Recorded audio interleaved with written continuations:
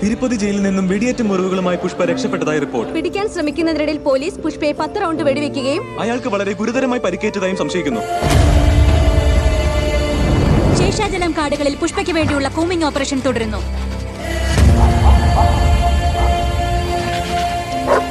ബാദ്രപേട്ട കുന്നുകളിൽ പുഷ്പയെ തിരയുകയായിരുന്ന police ടീമിന് അവിടെ നിന്ന് കിട്ടിയ ഷർട്ടിൽ രക്തക്കറയോടൊപ്പം 8 ബുള്ളറ്റുകളുടെ പാടുകളും ഉണ്ടായിരുന്നു. ഞങ്ങളുടെ സെർച്ച് ടീമിന് കിട്ടിയത് പുഷ്പ പോലീസ് ഏറ്റുമുട്ടലിൽ കൊല്ലപ്പെട്ടു എന്ന വാർത്തയെ തുടർന്ന് ചിറ്റൂർ തിരുപ്പതി പ്രദേശങ്ങളിൽ കലാപങ്ങൾ പൊട്ടിപ്പുറപ്പെട്ടിരിക്കുകയാണ്. ഇപ്പൊ ഞങ്ങളുള്ളത് അന്നമയ സർക്കിളിലാണ്. പുഷ്പയെ പിന്തുണയ്ക്കുന്ന ജനങ്ങൾ തെരുവുകളിലേക്ക് ഇറങ്ങി അക്രമാസക്തരാകുന്ന കാഴ്ചയാണ് നിങ്ങൾ കണ്ടുകൊണ്ടിരിക്കുന്നത്. 8 വെടിയുണ്ടകൾ. അത്രയും പരിക്കുകളോടെ ഒരു മനുഷ്യന് ഒരിക്കലും രക്ഷപ്പെടാനാവില്ല. പോലീസ് ഇത് പുഷ്പയെ കൊല്ലാൻ വേണ്ടി മനഃപൂർവ്വം ചെയ്തതാണ്.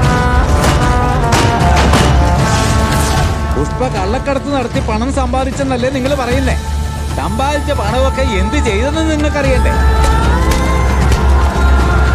എന്റെ മോന്റെ ഹാർട്ട് ഓപ്പറേഷന് പുഷ്പ പണം തന്ന് സഹായിച്ചില്ലായിരുന്നെങ്കിൽ അതുകൊണ്ട് എന്റെ മോൻ ഇപ്പോഴും ജീവനോടെ ഇരിക്കുന്നു. മോളുടെ കല്യാണത്തിന് പുഷ്പയെ സഹായിച്ചത് പുഷ്പ ഞങ്ങൾക്ക് എല്ലാവർക്കും വീട് വെച്ച് തന്നത്. പാവങ്ങളുടെ പട്ടിണി തീർക്കുമായിരുന്നു മോളെ.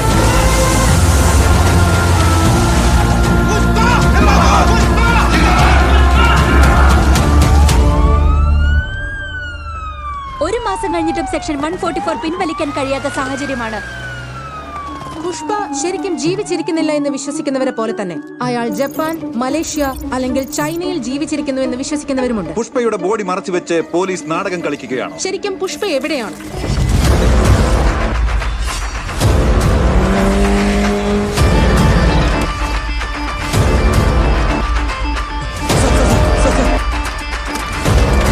Breaking news. ഇപ്പോൾ കിട്ടിയ ഒരു പ്രധാന വാർത്ത. വനമേഖലയിൽ പുലികളെ നിരീക്ഷിക്കാനായി വനം വകുപ്പ് സ്ഥാപിച്ചിരുന്ന നൈറ്റ് വിഷൻ ക്യാമറയിൽ പതിഞ്ഞ എക്സ്ക്ലൂസീവ് ദൃശ്യങ്ങളാണ് ഇപ്പോൾ നിങ്ങൾ സിറ്റി കേബിൾ സ്ക്രീനിലൂടെ കാണാൻ പോകുന്നത്.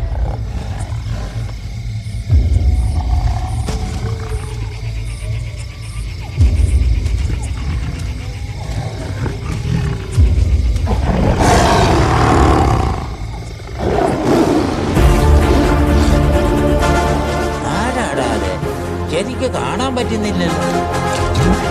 കാട്ടിലെ ജീവികൾ 2 അടി പുറകോട്ട് വെച്ച പുലി വരുന്നുണ്ടെന്ന അർത്ഥം. പുലി 2 അടി പുറകോട്ട് വെച്ച പുഷ്പ വരുന്നുണ്ടെന്ന അർത്ഥം.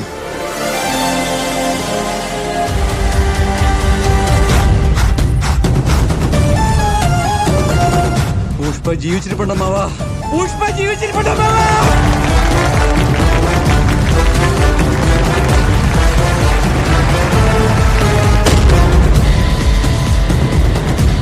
പുഷ്പയുടെ റോൾ